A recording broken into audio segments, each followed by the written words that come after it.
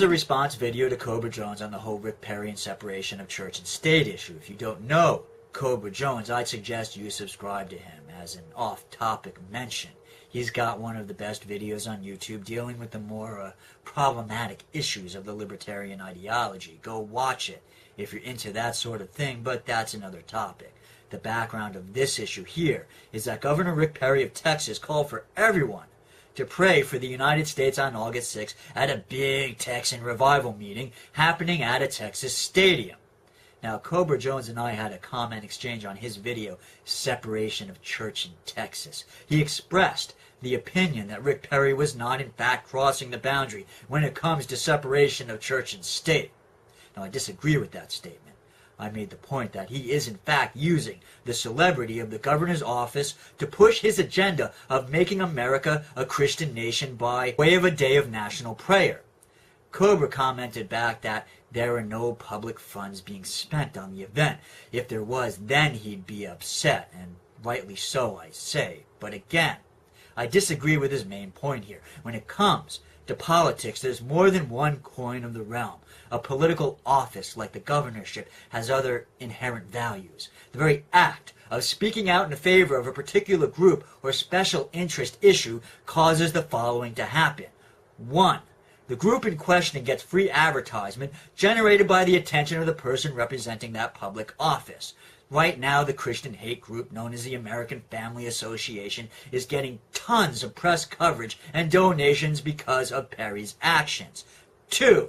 This, of course, will in turn result in the AFA and similar Christian organizations giving donations to Governor Rick Perry's war chest. So right there, we see a financial gain for Rick Perry from his actions. And finally, 3.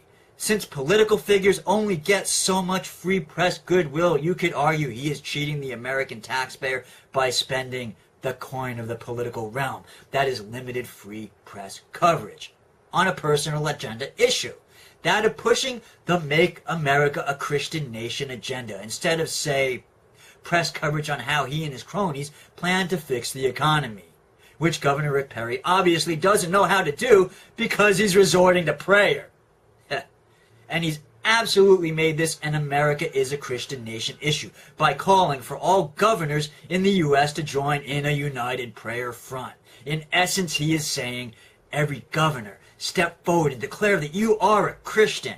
It is meant to be a Christian show of force amongst the ranks of our political representatives. Alternately, his language and actions are also supposed to suggest that all American governors are Christian. Therefore, logically, to him, America must be a Christian nation. Now, the subtlety of the psychology behind what he is doing is on par with a school bully grabbing another kid's hand so he can whack the kid in the face over and over with it and gleefully shout, "Stop hitting yourself! Stop hitting yourself!"